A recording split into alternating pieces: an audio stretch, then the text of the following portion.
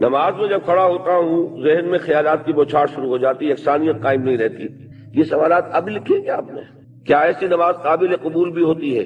نماز آپ اس یقین کے ساتھ پڑھیے کہ اللہ تعالیٰ قبول فرمائے گا، اپنی نیت کو درست رکھیں، ریاکاری نہ ہو۔ باقی یہ کہ شیطان اگر وسوسہ اندازی کرتا ہے اس سے لڑیے اور نماز پوری کیجیے۔ نماز آپ نے پوری کی، یہی اس کی قبولیت کی دلیل ہے کہ آپ نے اس کو بیچ میں چھوڑا نہیں۔ باقی یہ ہے کہ خیالات کا آنا جو ہے اس کا سبب یہ ہے کہ ہماری عام طور پر جو سوچ جو ہے وہ ساری دنیا ہی کے بارے میں رہتی ہے، دین کے بارے میں ہم سوچتے ہی نہیں، تو نماز میں بھی وہی سوچ آ کر ہمارے اوپر مسلط ہو جاتی ہے۔ علاج یہ ہے کہ آپ زیادہ اپنے اوپر دین کی فکر اور دین کی سوچ کو غالب کریں، تو اسی کی انشاءاللہ تعالی ریفلیکشن نماز میں بھی ہوگی۔ وسوسوں اور برے خیالات سے بچنے کا نسخہ، آسان نسخہ عطا فرمائے۔ اللہ کریم آپ کو اجر عظیم عطا فرمائے، اور اس درس کی بدولت مسلمان جو اس میں موجود ہیں اور جن تک یہ پہنچے انہیں بھی اللہ رب العزت اسلام پر مکمل عمل کی توفیق عطا فرمائے۔ آپ کا بہت شکریہ، آپ نے ہم سب کے لیے دعائیں کی ہیں، آمین کہیں، آمین یا رب العالمین۔ وسوسوں سے بچنے کا آسان نسخہ یہ ہے کہ اپنے ذہن پر ایک دھن ایسی سوار کر لو کہ باقی تمام چیزیں اس میں سے نکل جائیں۔ حدیث نبی ہے، من جعل ہمومہ ہما واحدا ہم الآخرۃ کف اللہ جمیع ہمومہ فی الدنیا، یعنی اپنے تمام تفکرات کو ایک فکر میں گم کر دو اور وہ آخرت کا فکر ہو۔ جب سارے فکر اس کے تابع ہو جائیں گے تو ذہن ہمیشہ اسی میں لگے گا۔ نماز میں بھی آپ کھڑے ہوں گے تو جب دوسری چیزیں سب کی تابع ہو چکی ہیں تو اب وسوسے نہیں آئیں گے۔ لیکن اگر آپ نے اللہ اور دین اور رسول کو تو دماغ کی ایک گوشے میں گٹھڑی میں باندھ کے رکھا ہوا، باقی سارے دماغ پر قبضہ ہے دولت کا، شہرت کا، وجاہت کا، رشتوں کا، حیثیتوں کا، تو ظاہر بات ہے نماز میں تو پھر جو دماغ میں جو ہوگا چکی وہی کچھ پیسے گی جو اس کے اندر ہے، آپ نے ڈالا وہی وہ ہے۔ تو نماز میں یہی ہوگا کہ آپ جو ہیں وہ کہیں گے کچھ الحمدللہ رب العالمین الرحمن الرحیم، اور خیال یہ ہوگا کہ فلاں جو ہے میری دکان پر فلاں چیز ختم ہوئی تھی، وہ آیا تھا گاہک میں نہیں دے سکا، اب مجھے جا کر خریدنی ہے، اس لیے کہ آپ کے ذہن پر وہی بستانی ہے۔ تو ہونا یہ چاہیے کہ فکر، اللہ کی محبت، اللہ کے مطلوب و مقصود ہونے کی کیفیت، آخرت کا تصور، اس کی جواب دہی، یہ چیزیں اتنی چھا جائیں کہ پھر یہ کہ شیطان کو بھی داخل ہونے کے لیے بڑی محنت کرنی پڑے، مشقت کرنی پڑے اس کے اندر کوئی ہیڈ وے بنانے کے لیے، لیکن اگر سارا کچھ ہم نے اپنے دماغ کے اندر وہی کچھ رکھا ہوا ہے تو وہی چکی جو ہے وہ پستی رہے گی۔ نمبر 2، نماز پڑھتے ہوئے مجھے یہ احساس کیوں نہیں ہوتا کہ میں اس کائنات کے رب کے سامنے کھڑا ہوں؟ مجھے اس سے ڈر کیوں نہیں لگتا؟ مجھے اس کی موجودگی کا احساس کیوں نہیں ہوتا؟ مجھے تو بتایا گیا تھا خواتین کی طرف سے سوال ہے، یہاں تو آ گیا کہ کھڑا ہوں، مجھے اس سے ڈر کیوں نہیں لگتا؟ مجھے اس کی موجودگی کا احساس کیوں نہیں ہوتا؟ اس کا تعلق ہے یقین کی گہرائی سے۔ اس پر حقیقت ایمان کے ضمن میں میری ایک کتاب بھی موجود ہے، اسے پڑھیے، اور میں نے پچھلے دنوں 40 نبوی جو ہے اس کی جو حدیث کا درس میں دے رہا ہوں جمعے کے خطبات کے اندر، اس میں بھی اسلام اور ایمان پر بڑی مفصل بحثیں میں نے کی ہیں، اس کے بھی آڈیو ویڈیو موجود ہے۔ ایک ہے ایمان جس کو آپ کہیں گے لپ سروس، زبان سے ہم کہہ رہے ہیں کہ ہم نے اللہ کو مانا، رسول کو مانا، قرآن کو مانا، کتاب کو مانا، نبیوں کو مانا، آخرت کو مانا، روز قیامت کو مانا، جنت کو مانا، دوزخ کو مانا، یہ ہے ایک سطح۔ ابھی آپ کا یقین دل میں قائم نہیں ہے، اس وقت تو ظاہر بات ہے کہ آپ کا قول کچھ اور ہوگا، عمل کچھ اور ہوگا، اس لیے یقین تو ہے ہی نہیں، یہ تو صرف قول ہے۔ ذالک قولہم بافواہہم، اپنے منہ سے بات آپ نکال رہے ہیں صرف، لیکن یہ دل میں نہیں ہے۔ اچھا، اب دل میں اتر جانا بھی اس کے درجے ہیں، اس درجے اتر جانا کہ آپ ہر وقت یہ محسوس کریں کہ اللہ مجھے دیکھ رہا ہے، یہ ہوگا تو یقیناً پھر آپ کو نماز میں بھی لطف آئے گا، جیسا کہ قرآن میں آتا ہے فَإِنَّكَ بِأَعْيُنِنَا، اے نبی آپ ہماری نگاہوں میں ہیں، ہم آپ کو دیکھ رہے ہیں۔ جب بھی آپ مسلمانوں میں گھومتے پھرتے ہوتے ہیں اور تقلبک فی الساجدین، اور ان نمازیوں کو کے درمیان آپ دیکھتے ہیں کوئی کس حالت میں ہے، آپ رات کو آپ چکر لگایا کرتے تھے کہ کس کس گھر سے تہجد کے وقت قرآن پڑھنے کی آوازیں آ رہی ہیں، کہاں سے نہیں آ رہی ہیں، کون جو ہے میرا پیروکار جو ہے وہ تہجد پڑھ رہا ہے، کون نہیں پڑھ رہا ہے۔ اسی میں وہ واقعہ آتا ہے کہ آپ گزرے حضرت ابوبکر کے مکان کے پاس سے، اور مکان آپ کو معلوم ہے وہاں کوئی کنالوں میں تو ہوتے نہیں تھے، وہ تو چھوٹی چھوٹی جو ہے وہ جھوپڑیاں تک سمجھ لیجئے، معمولی سے مکان، بہت وہ ایک ایک دو کمرے کے جو ہے کوٹڑیوں کے، کمرہ نہیں کہنا چاہیے، مکان۔ تو ظاہر بات ہے اس کے اندر اگر کوئی شخص قرآن پڑھ رہا ہے تو باہر سے گزرنے والا سنے گا۔ تو حضرت ابوبکر کا آپ نے دیکھا کہ بہت آہستگی سے پڑھ رہے ہیں، حضرت عمر کو دیکھا کہ بڑے زور شور سے پڑھ رہے ہیں، تو اگلے دن صبح فجر کے بعد پوچھا کہ ابو بکر تم یہ اتنا آہستہ کیوں پڑھ رہے تھے؟ انہوں نے کہا میں اس کو سنا رہا تھا جو سنتا ہے، اللہ کو سنانے کے لیے بلند آواز سے پڑھنا تو ضروری نہیں ہے، اللہ تو میں کتنے ہی ہلکے سے ہلکی بات میں کہوں، بلکہ صرف کلام نفسی بھی ہو، دل ہی میں بات کروں، وہ بھی اللہ کے علم میں آ جائے گا۔ حضرت عمر سے پوچھا تم کیوں زور سے پڑھ رہے تھے؟ کہ میں شیطان کو بھگانا چاہتا تھا کہ شیطان بھاگ جائے۔ تو آپ نے کہا دونوں ٹھیک ہو، لیکن یہ اے ابو بکر تم ذرا اپنی آواز اونچی کرو، اور اے عمر تم ذرا اپنی آواز پست کرو، یعنی ایک معتدل پر تمہیں آ جانا چاہیے۔ تو یہ معاملہ ہوتا ہے اصل میں ایمان کی گہرائی کا۔ ایمان کی پھر آخری گہرائی وہ ہے کہ ایسا یقین ہو جائے کہ گویا کہ آپ خود اللہ کو دیکھ رہے ہیں۔ یہ جو احسان کی تعریف بیان کی حضور نے حدیث جبرائیل کے اندر، ان تعبد اللہ کانک تراہ فإن لم تکن تراہ فإنہ یراک، اس حالت میں اللہ کی بندگی کرنا، اللہ کے لیے بھاگ دوڑ کرنا، ان تعمل للہ کانک تراہ، ان تخشى اللہ کانک تراہ، اللہ کا خوف تم پر اتنا ہو جائے گویا کہ تم اللہ کو دیکھ رہے ہو۔ اب آپ اندازہ کیجئے کہ جب قیامت میں سارے پردے اٹھ جائیں گے، جہنم بھی ہمارے سامنے ہوگی اور جنت بھی سامنے ہوگی، وہاں بھی کوئی کفر کر سکے گا؟ تو ظاہر بات ہے کہ جب اللہ تعالیٰ کو دیکھنے کی حد تک کی کیفیت پیدا ہو جائے، یقین کا وہ درجہ، تو پھر اس میں کوئی غلط کام کرنے کا امکان نہیں ہے۔ فطرت سلیمہ کا تقاضا شکر، محسن کے لیے مربی کے لیے، اور عقل کی معراج اپنے اصل محسن اور مربی کو پہچان ہے، اسی کا نام حکمت ہے۔ حکمت عقل صحیح اور فطرت سلیمہ کے امتزاج سے وجود میں آتی ہے، جس کا نتیجہ شکر رب ہے یا معرفت رب۔ تو یوں سمجھئے کہ حکمت دین کا اساسی مسئلہ ہے، باقی سارے مسائل اب یہیں سے آگے چلیں گے۔ اس کے لیے یہ بات اگر آپ نے منتخب نصاب کے وہ اسباق پڑھ لیے ہوں تو یہ چیزیں سامنے آ چکی ہوں گی کہ اس کے لیے قرآن کا اسلوب یہ ہے کہ آیات کے حوالے سے انسان کے اندر معرفت رب کو جگایا جائے۔ میں نے جگانے کا لفظ استعمال کیا ہے کہ قرآن کی حکمت یہ ہے کہ رب کی معرفت فطرت انسانی میں موجود ہے لیکن سوئی ہوئی ہے، ڈورمنٹ ہے، اسے جگانا ہے، اسے ایکٹیویٹ کرنا ہے۔ اس کے لیے آیات آفاقی، ان فی خلق السماوات والارض واختلاف اللیل والنہار والفلک التي تجری فی البحر بما ينفع الناس الی آخر الآیہ۔ اسی طرح آیات انفسی، وفی انفسکم افلا تبصرون، سنریہم آیاتنا فی الآفاق وفی انفسہم حتی یتبین لہم انہ الحق۔ لیکن ان آیات آفاقیہ کی طرف بھی صحیح نقطہ نظر سے متوجہ کرنے کے لیے اور انسان کے اندر کی اس سوئی ہوئی معرفت رب کو جگانے کے لیے سب سے زیادہ مؤثر آیات قرآنیہ ہیں، چونکہ یہ فطرت انسانی کے اندر کی ایک شے کو جگانے والی ہیں۔ یہی وجہ ہے کہ قرآن مجید اپنے آپ کو کہیں الذکر کہتا ہے، کہیں ذکرہ، کہیں تذکرہ۔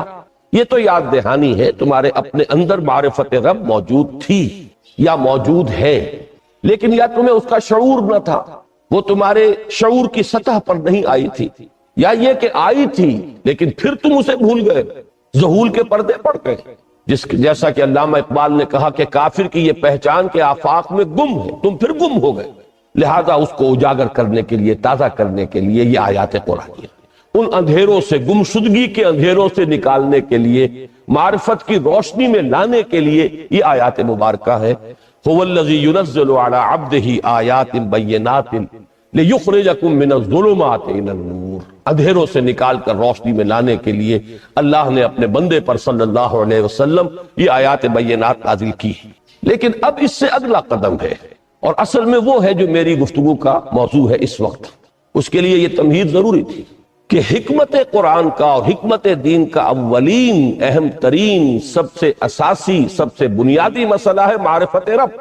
اگر اس مرحلے کو انسان طے کر لے اللہ کے فضل و کرم سے، اسے اللہ کی معرفت بھی حاصل ہو جائے اور اس پر ایمان بھی میسر آ جائے، تو اب اس کے سامنے تین مسئلے اور ان کو اچھی طرح آئیڈینٹیفائی کیجئے۔ پہلا مسئلہ یہ ہے کہ اس کی فکر صحیح مزید پیش قدمی کرے، آگے بڑھے۔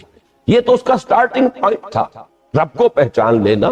ابھی تو اس سے آگے بڑھ کر اس فکر صحیح کو، بڑی بلندیوں کو چھونا ہے، جیسے کہ کلمہ طیبہ کی تمثیل بیان کی گئی قرآن مجید میں، کَشَجَرَةٍ طَيِّبَةٍ أَصْلُهَا ثَابِتٌ وَفَرْعُهَا فِي السَّمَاءِ۔ تو فکر انسانی کے لیے وہ اصل ثابت، جمی ہوئی جڑ جو ہے وہ تو ہے معرفت رب، لیکن اب یہ فکر ترقی کرے گی، یہ نشو و نما پائے گی، یہ آگے بڑھے گی، اس کی شاخیں یہ آسمانوں سے بات کریں گی، آسمانوں کی بلندیوں کو چھوئیں گی، تو سب سے پہلا مسئلہ ہے فکر صحیح کی مزید پیش رفت، پیش قدمی۔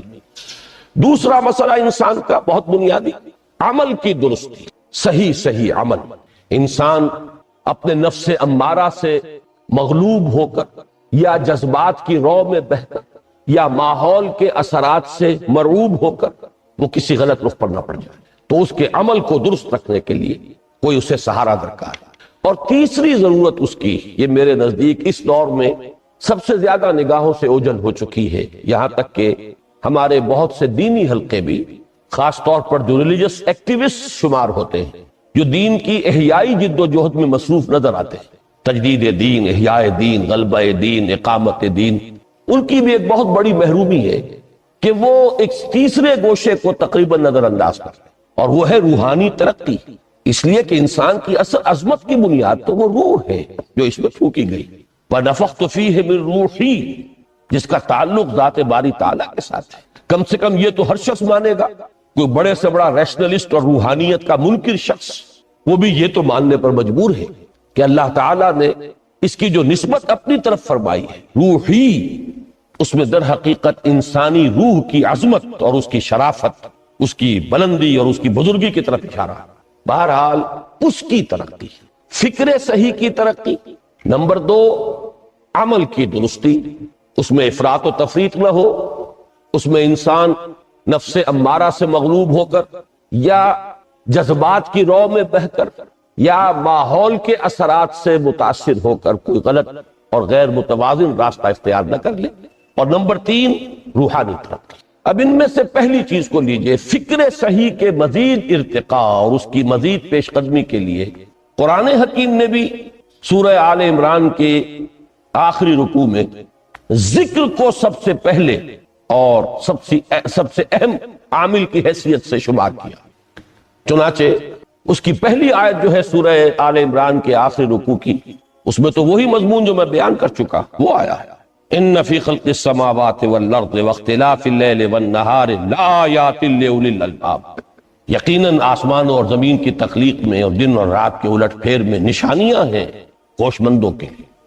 ان کے ذریعے سے انسانی شعور کے اندر وہ معرفت رب اجاگر ہوگی۔ وہ پہلا مرحلہ اس نے طے کر لیا، وہ ڈورمنٹ معرفت اب ایکٹیویٹ ہو گئی۔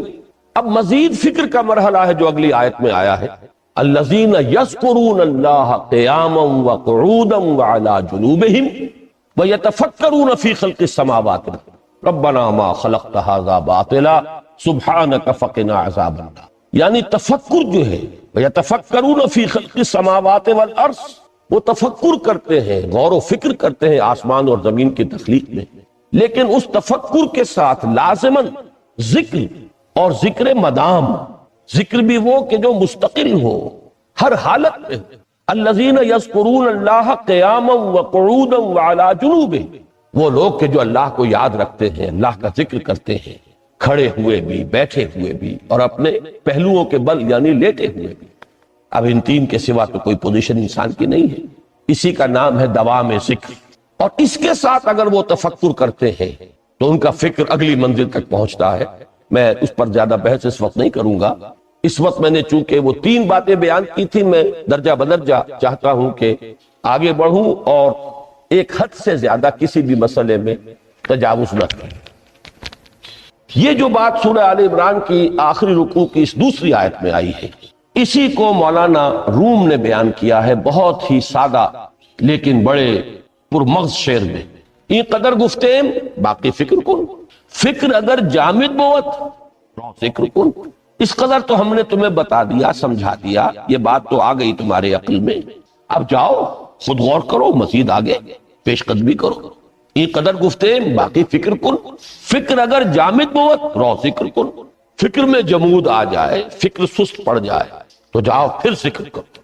تو یہ ذکر اور فکر گویا کہ گاڑی کے 2 پہیے ہیں کہ جن سے فکر انسانی صحیح رخ پر آگے بڑھے۔ اگر یہ ذکر ساتھ نہیں رہے گا تو فکر انسانی کج ہو جائے، تاثریا میرا دیوار کج، پھر وہ فکر جو ہے وہ بلندی کو کتنے ہی پہنچ جائے لیکن وہ ٹیڑھی بلندی ہوگی، وہ صراط مستقیم پر پیش قدمی کرنے والا فکر نہیں ہوگی۔ اسی کو علامہ اقبال نے اپنے 2 اشعار میں کیونکہ انہوں نے مولانا روم کو اپنا پیر بھی تسلیم کیا ہے، مرشد رومی. تو یہ فکر جو ہے، یہ خیال جو مولانا روم نے پیش کیا، اسی کو علامہ اقبال نے 2 اشعار میں میں سمجھتا ہوں کہ مزید شکوہ کے ساتھ، مزید خوبصورت اور حسین انداز میں پیش کیا ہے. جز بقرآن زے غمی روباہی است، فقر قرآن اصل شاہنشاہی است. قرآن کے بغیر اگر کوئی شعر بھی ہو تو وہ بھی اصل میں لومڑی ہے، اس کی کوئی حقیقت نہیں، اس لیے کہ اصل شاہنشاہی جو ہے وہ تو فقر قرآن ہے. اب فقر قرآن کیا ہے؟ فقر قرآن اگر آپ لکھا ہوا دیکھیں گے اس کو تو اس کے آگے یہاں اب سوالیہ نشان آ جائے گا. فقر قرآن یعنی سوچو فقر قرآن کیا ہے، اور جواب ہے اختلاط ذکر و فکر.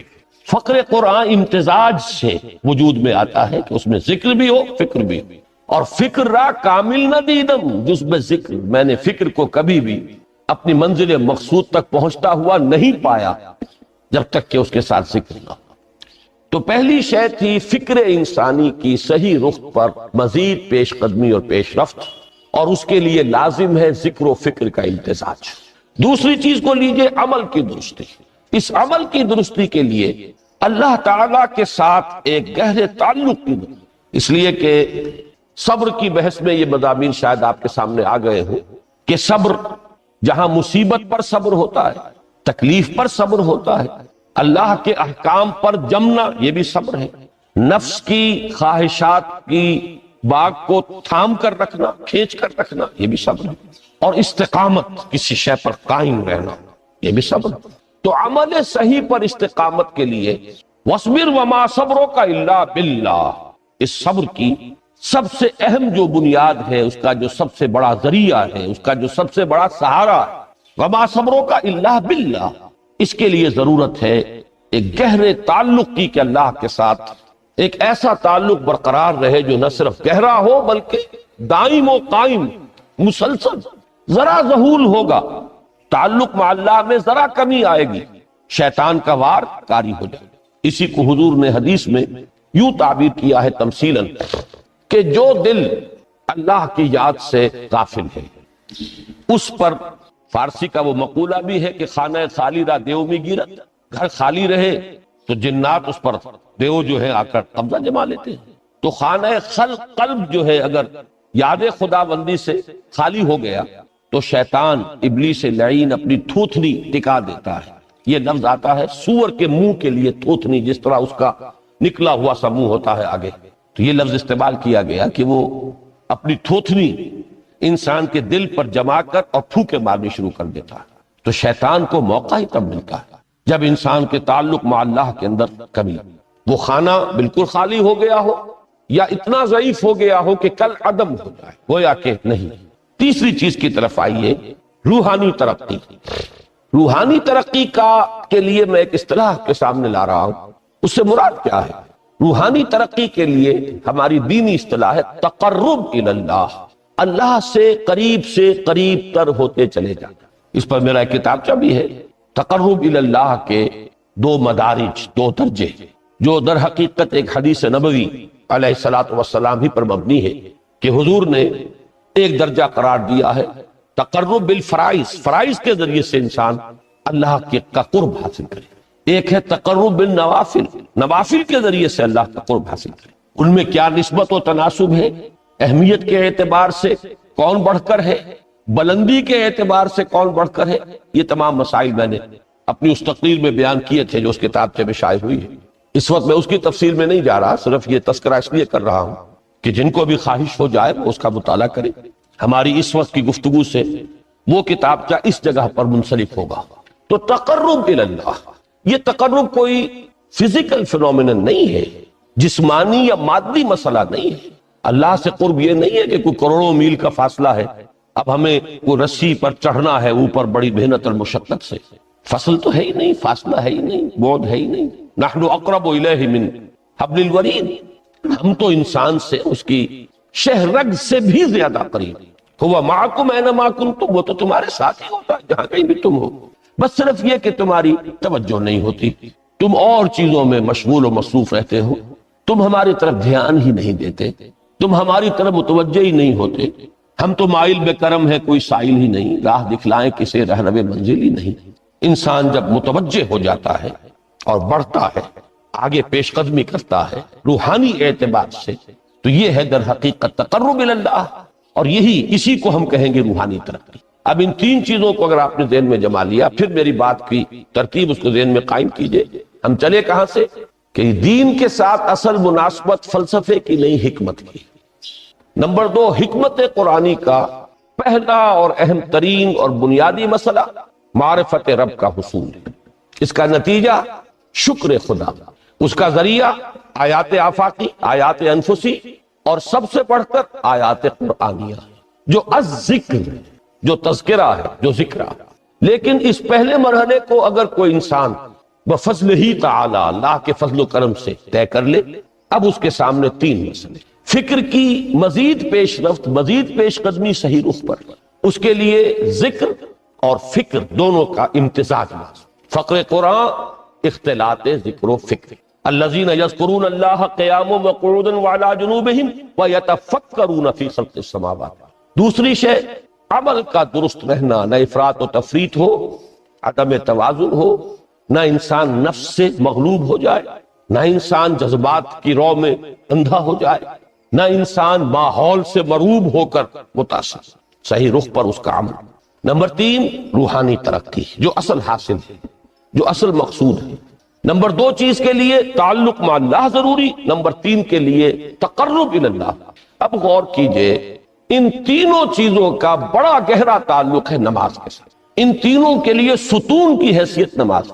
لہذا ایمان کے بعد یا معرفت رب کے بعد حکمت دین کا اہم ترین مسئلہ نماز، صلاۃ، اس لیے کہ ایک طرف یہ انسان کو اللہ کے ساتھ ایک گہرے تعلق کا ذریعہ فراہم کرتی، اپنے تمام مصروفیات میں سے، ان مشغولیتوں میں جن میں گم ہونے کا خدشہ ہوتا، نکلو۔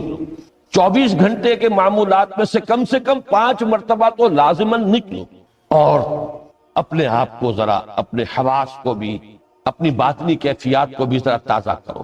اگر کوئی گندگی، نجاست، کسی طرح کی ناپاکی کا کوئی معاملہ ہے، طہارت حاصل، طہارت سے تمہارے اندر روح کو بھی بالیدگی ہوگی، تمہارے حواس بھی تازہ ہوں گے، تم گویا کہ بحیثیت کل تمہاری ہستی چاق و چوبند ہو جائے، وہ کسل، وہ سستیاں، وہ جو ایک کثافتیں ہوتی ہیں، ان سب سے نجات حاصل کرو، اور اب اپنے رب کے حضور میں کھڑے ہو جاؤ، اس کے ساتھ اپنا عہد بھی تازہ کرو، اس کی اہم صفات کو بھی اپنے ذہن میں پھر مستحضر کرو۔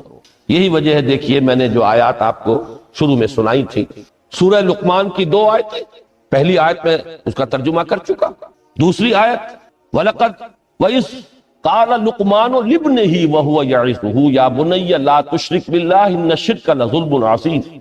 اس کے بعد درمیان میں کچھ مضمون آ کر پھر وہ آیہ مبارکہ آئی، یا بنی اقم الصلاۃ وامر بالمعروف وانہی عن المنکر واصبر علی ما اصابک۔ گویا کہ اہم ترین چیز، بنیادی ترین چیز، اللہ کو محض پہچان لینا کافی نہیں ہے، یاد رکھنا ضروری ہے۔ اللہ یاد رہے گا تو فکر صحیح آگے بڑھے، اللہ یاد رہے گا اور اس کے ساتھ ایک گہرا تعلق جو ہے برقرار رہے گا تو عمل درست رہے گا۔ بالکل یہی بات سورہ طٰہٰ میں جو پہلی وحی حضرت موسیٰ علیہ السلام پر ہوئی، اور پہلا مخاطبہ ہے، چونکہ حضرت موسیٰ کو یہ انبیاء کرام کے مقدس گروہ میں ایک امتیازی حیثیت حاصل ہے کہ ان سے براہ راست گفتگو ہوئی ہے، اگرچہ صرف ایک پردہ تھا، اوٹ من ورائے حجاب گفتگو ہوئی ہے، لیکن یہ کہ کوئی فرشتے کا درمیانی جو ہے وہ لنک نہیں تھا، براہ راست اللہ تعالیٰ نے حضرت موسیٰ علیہ السلام سے کلام فرمایا۔ کلم اللہ موسیٰ تکلیما، موسیٰ سے تو اللہ نے کلام فرمایا جیسے کہ کلام کیا جاتا تھا۔ تو پہلا مخاطبہ ہے، یہ پہلا مکالمہ ہے، پہلی وحی کہیے، اسی میں یہ الفاظ بھی موجود ہیں، اننی انا اللہ لا الہ الا انا فاعبدنی واقم الصلاۃ لذکری۔ یہ گویا کہ حکمت قرآنی کا ایک بہت بڑا خزانہ ہے یہ آیت کہ خود حضرت موسیٰ علیہ السلام کو جو ہدایت دی جا رہی ہے، میں ہوں، میں اللہ، اننی انا اللہ لا الہ الا انا، میرے سوا کوئی معبود نہیں، فاعبدنی، بس میری بندگی، میری عبادت، میری پرستش، میری محبت، اس کو اختیار کرو۔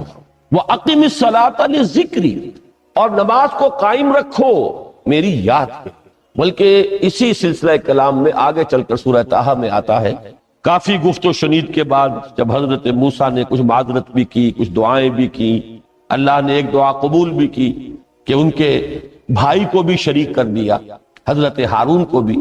اس کے بعد پھر جب فرمایا کہ اب جاؤ فرعون کی طرف، تو اس میں فرمایا وَلَا تَنِيَا فِي ذِكْرِي، اور دیکھنا یہ جو عظیم مشن تمہارے کندھے پر آ گیا ہے، بڑا بھاری اور کٹھن ایک فرض ہے جو تم پر عائد ہو گیا، اس کے لیے سب سے بڑی تمہارے پاس جو قوت کا ذریعہ ہے وہ نماز ہے۔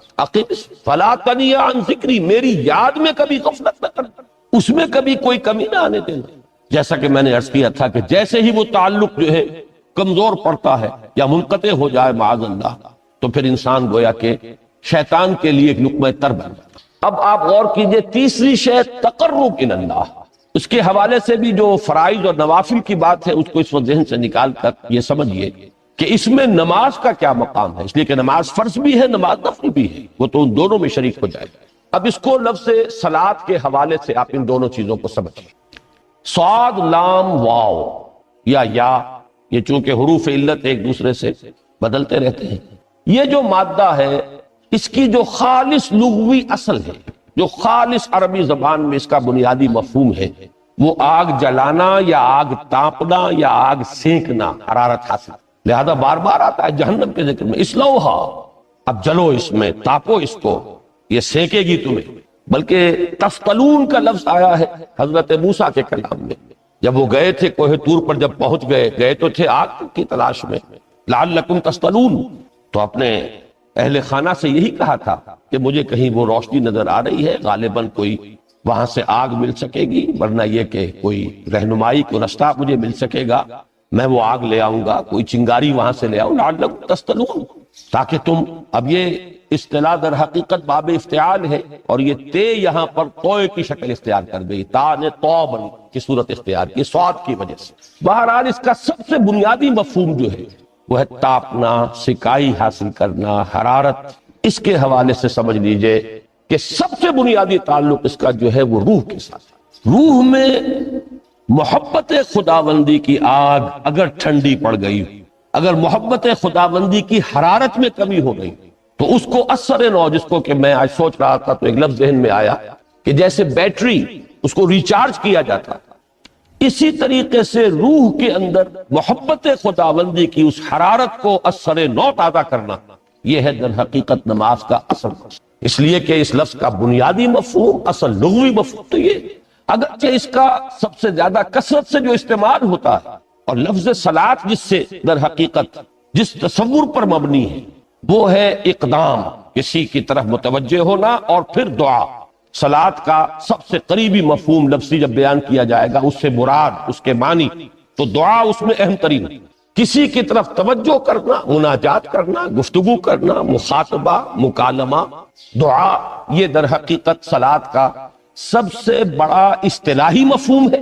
لیکن جو اس کا مادہ ہے، صاد لام واو یا صاد لام یا، اس کا اصل مفہوم جو ہے وہ تاپنا، حرارت حاصل کرنا۔ تو ان دونوں کے حوالے سے عرض کرتا ہوں، وہ تاپنا اور حرارت حاصل کرنا وہ ہے روح کے اعتبار سے۔ وہ جو کہا اقبال نے کہ بجھی عشق کی آگ اندھیر ہے، مسلمان نہیں راہ کا ڈھیر۔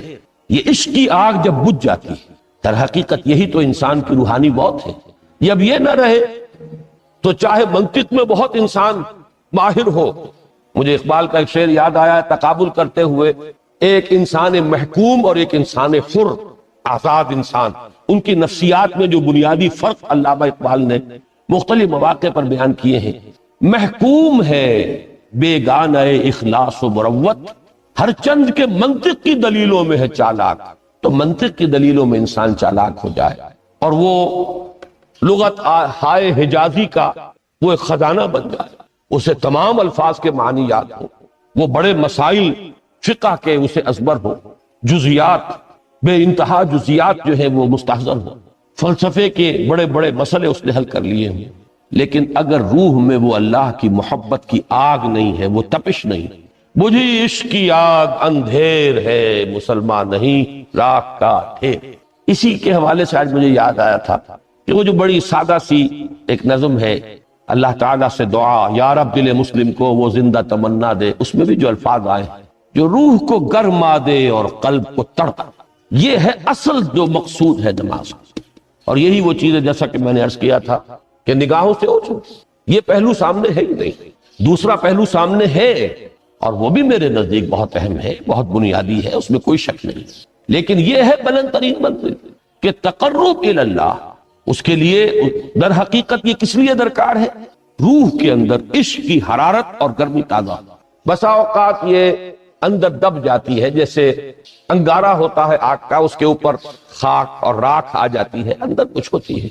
آگ دبی ہوئی سمجھ، آگ بجھی ہوئی نہ جان، اس دبی ہوئی آگ کو پھر ایک شعلہ بنانا، پھر اس کے اندر ایک حیات تازہ پیدا کرنا، یہ ہے نماز کا اہم ترین اور بلند ترین مقصد۔ لیکن اس کے ساتھ ہی اس نماز میں ذکر ہونا، اس کا یہ ذکر ہے، اور ذکر کی جب میں فہرست بیان کیا کرتا ہوں بہت سے حضرات کے سامنے ہوگا کہ ذکر کا در حقیقت مفہوم ہے استحضار اللہ فی القلب۔ ہمارے ہاں غلطی سے جو ذرائع ذکر ہے انہیں ذکر قرار دے دیا، نماز ذکر نہیں ہے، نماز ذکر کا ذریعہ ہے۔ اقیم الصلاۃ لذکری، نماز قائم کرو میرے ذکر کے لیے۔ یہ اللہ اللہ کہنا یا ادعیہ معصورہ جو حضور صلی اللہ علیہ وسلم کی مسنون دعائیں ہیں، انہیں اپنے تمام معمولات دنیاوی کے ساتھ ساتھ ان دعاؤں کو بھی انسان پڑھتا رہے، اللہ سے دعا کرتا رہے، یہ تمام ذرائع ذکر ہے۔ سبحان اللہ الحمدللہ الحمدللہ، اس کا آپ ورد کیجئے، یہ بھی ذریعہ ذکر ہے۔ حقیقت میں ذکر ہے استحضار اللہ فی القلب، اللہ کو دل میں لے آنا، اللہ کو دل میں حاضر کر لینا، اصل میں تو ترجمہ ہوگا لیکن حاضر جاننا، یہ کیفیت جو ہے انسان کو حاصل ہو جائے۔ اب اس کے حوالے سے ذرا بات سمجھیے کہ ایک تو میں عرض کر چکا ہوں مجسم ذکر تو قرآن، لہذا ذکر کی فہرست جب آپ کریں گے ذرائع ذکر تو ان میں سب سے پہلے قرآن آئے گا، اس لیے کہ وہ ہماری حکمت کے پہلے مسئلے کو حل کر رہا ہے، بنیادی مسئلہ، اہم ترین مسئلہ۔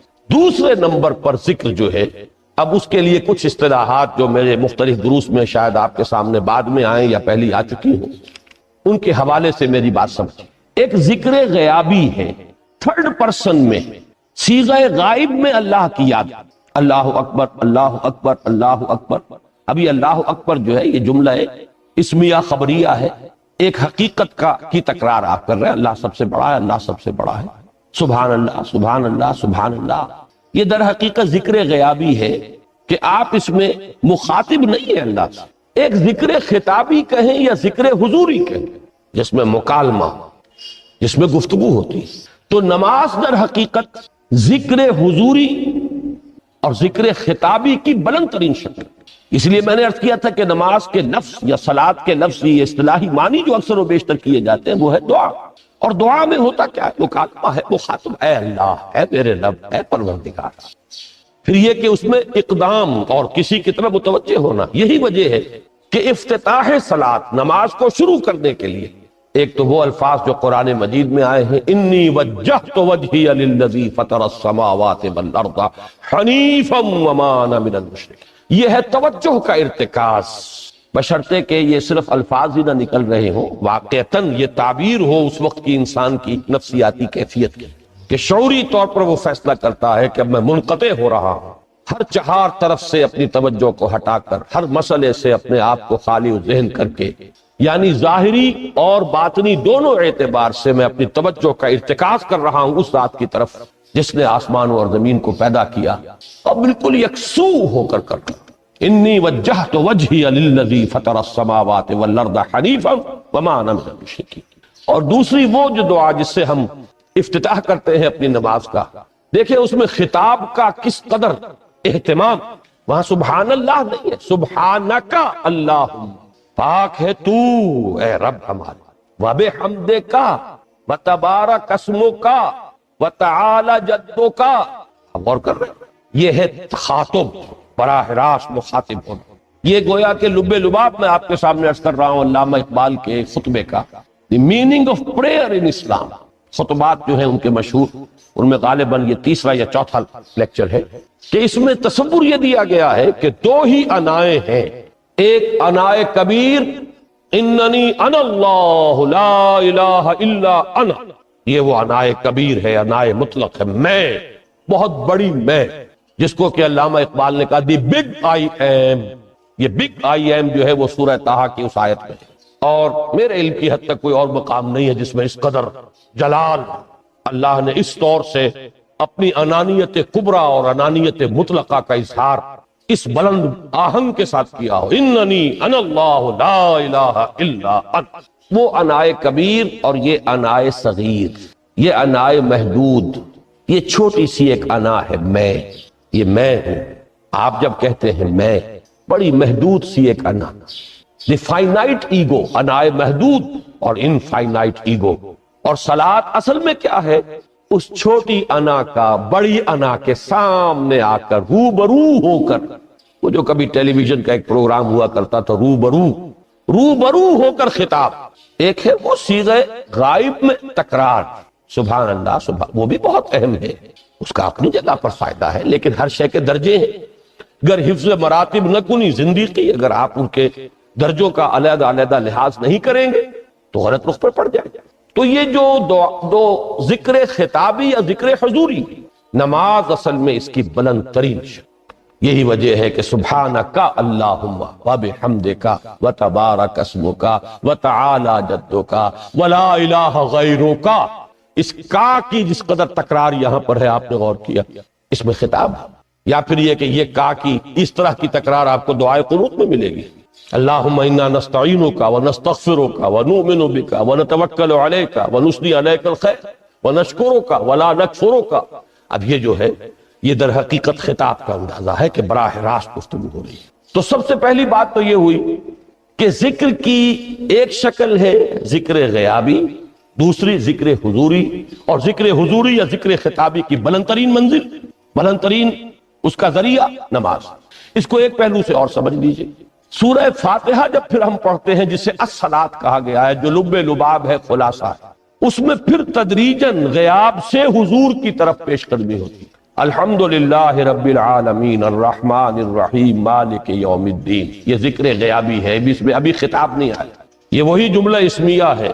کل تعریف اس اللہ کے لیے ہے جو تمام جہانوں کا پروردگار ہے، مالک ہے، جو رحمان ہے، رحیم ہے، جزا و سزا کے دن کا مختار و مالک ہے۔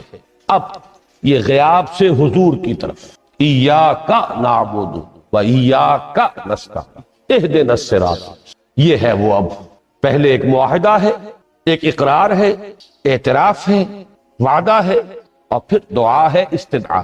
یہ ہے غیاب سے حضور کی طرف تدریجاً ارتقاء۔ یہی وجہ ہے، اب نوٹ کر لیجئے، وہ چھوٹی سی حدیث یہ بھولنی نہیں چاہیے، الصلاۃ معراج المومنین، اس لیے کہ مخاطبہ الہی براہ راست حضور کو جو حاصل ہوا وہ معراج میں ہوا، التحیات کا مکالمہ وہی ہوا، لہذا اس کو نوٹ کر لیجئے کہ باقی جو وہی ہوئی ہے حضرت جبرائیل کے ذریعے سے ہوئی ہے، یا کوئی الہام ہوا ہے حضور کے قلب مبارک پر کوئی شے القاء کی گئی ہے، تو وہ دوسری نوعیت کی وحی ہے۔ وہ جو مخاطبہ حضرت موسیٰ علیہ السلام کو وہ اس دنیا ہی میں حاصل ہوا کوہ طور کی بلندیوں پر، یہی ان کی امتیازی شان ہے، کلم اللہ موسیٰ تکلیما۔ یہ براہ راست مخاطبہ جو ہے یہ حضور صلی اللہ علیہ وسلم کو معراج کی شب یہ آپ کو حاصل ہوا، اور حضور نے اسی لیے نماز کو معراج المومنین قرار دیا، اس لیے کہ اس میں وہی براہ راست مخاطبہ، مکالمہ اور وہی گفتگو ہے جو ہو رہی ہے۔ اس کے ضمن میں وہ حدیث، اب اس وقت شاید میرا وقت ختم ہونے کے قریب ہو، لیکن وہ حدیث جو اس اعتبار سے حدیث قدسی ہے، اگرچہ بعد میں اس کے جو مزید تفصیل ہے تو حضور صلی اللہ علیہ وسلم نے گویا کہ خود بیان کی ہے، لیکن مسلم شریف کی روایت ہے حضرت ابو ہریرہ رضی اللہ تعالی عنہ سے کہ حضور نے فرمایا، یقول اللہ تعالی، اللہ یہ فرماتا ہے، اسی لیے اس کو حدیث قدسی کہیں گے، قسمت الصلاۃ بینی و بین عبدی نصفین، میں نے نماز کو اپنے اور اپنے بندے کے مابین آدھا آدھا تقسیم کر۔ اب یہاں تک تو جملہ ہے اللہ کا، یہ ہے حدیث قدسی۔ اب آگے جو ہے نریشن اس کی جو ہے حضور صلی اللہ علیہ وسلم کی جانب سے ہے، یعنی خبر دے رہے ہیں وہ اللہ کی طرف سے ہی۔ ویسے تو تمام احادیث ہی گویا کہ ہم سمجھتے ہیں انسپائرڈ تو اللہ کی طرف سے ہی، لیکن یہ کہ جہاں صراحت ہو کہ اللہ کہتا ہے وہ حدیث قدسی۔ تو یقول اللہ تعالی، قسمت الصلاۃ بینی و بین عبدی نصفین، یہاں تک تو حدیث قدسی۔ اب دوسری عام حدیث ہے، اذا قال العبد الحمد للہ رب العالمین یقول اللہ تعالی حمدنی عبدی، جب بندہ کہتا ہے الحمد للہ رب العالمین، پروردگار کہتا ہے میرے بندے نے میری حمد کی۔ جب بندہ کہتا ہے الرحمن الرحیم، پروردگار فرماتا ہے ثنا علی عبدی، میرے بندے نے میری ثنا کی، بڑی تعریف کی۔ جب بندہ کہتا ہے مالک یوم الدین، اللہ فرماتا ہے مجدنی عبدی، میرے بندے نے میری بڑی بزرگی بیان کی ہے، تمجید کی ہے۔ پھر جب بندہ کہتا ہے ایاک نعبد و ایاک نستعین، اللہ فرماتا ہے ھذا ما بینی و بین عبدی ولعبدی ما سأل، یہ ہے میرے اور میرے بندے کے درمیان۔ یہ تو معاہدہ ہے نا، معاہدے میں تو دو فریق جکڑے جاتے ہیں، بند جاتے ہیں، یہ میرے اور میرے بندے کے درمیان ہے، اور میرے بندے نے جو طلب کیا میں نے دیا، اس لیے کہ اس میں طلب بھی تو ہے، ایاک نستعین، تیری مدد چاہتے ہیں، یہ طلب ہے، اسی کی شرح ہے جو اب آخری 3 آیتیں ہیں۔ پروردگار ہم تیری مدد چاہتے ہیں، پروردگار ہم تیری ہی بندگی کرتے ہیں اور کریں گے، اور تیری ہی مدد چاہتے ہیں، چاہیں گے۔ اگر حال میں اس کا ترجمہ کریں گے زمانہ حال کے اعتبار سے، اس لیے کہ فعل مضارع میں تو دونوں موجود ہیں، شامل ہیں، تو یہ ایک اعتراف ہے، اظہار حال ہے۔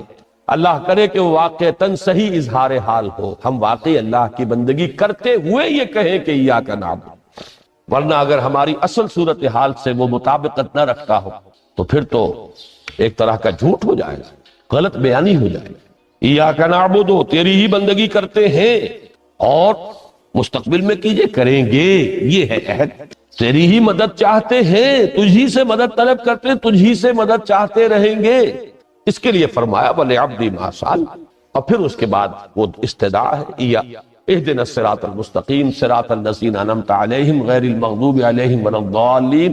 اس حدیث میں اس کو ایک ہی جملے کو لیا گیا ہے، ایک ہی جملے کی حیثیت سے۔ جب بندہ یہ کہتا ہے تو اللہ فرماتا ہے ھذا لعبدی ولعبدی ما سأل، یہ خالص میرے بندے کے لیے ہے، اس بندے نے ایک درخواست پیش کی ہے اور میں نے گرانٹ کی، وہ اپلیکیشن، وہ ریکویسٹ گرانٹڈ، ہم نے دے دی، ولعبدی ما سأل۔ یہ ہے اس کی تاثیر کا عالم، بشرطے کے معاملہ وہ شعور کے ساتھ، بشرطے کے مطابقت ہو ظاہر اور باطن کی، بشرطے کے مطابقت ہو قول اور فعل کی۔ تو اس کا اتنا اونچا مقام ہے کہ ایک ایک جملہ ادھر ادا ہوا، ادھر اللہ کی طرف سے رسپانس مل رہی ہے۔ افلاک سے آتا ہے نالوں کا جواب آخر، اٹھتے ہیں حجاب آخر، کرتے ہیں خطاب آخر۔ یہ خطاب ہے، مخاطبہ ہے، مکالمہ ہے، یہ ہے اصل نماز۔ اسی لیے اسی کو کہا گیا نماز۔ البتہ اب اس سے آگے بڑھیے، ذکر کی ایک اور شکل بھی ہے، اور وہ ذکر عملی ہے۔ ایک تو ہم نے کہا اللہ اکبر، اللہ بہت بڑا ہے، سب سے بڑا ہے، یہ جیسا کہ میں نے عرض کیا ایک اعتبار سے تو ذکر غیابی ہو گیا۔ دوسرے یہ کہ یہ ایک فکری لسانی ذکر ہے، ہم نے کہہ دیا۔ ایک ہے اسی کے ساتھ ایک عملی ڈیمانسٹریشن، جب یہ کہتا ہوا انسان سیدھا سجدے میں گرتا ہے تو در حقیقت یہ اس اللہ اکبر کی تعمیل ہے۔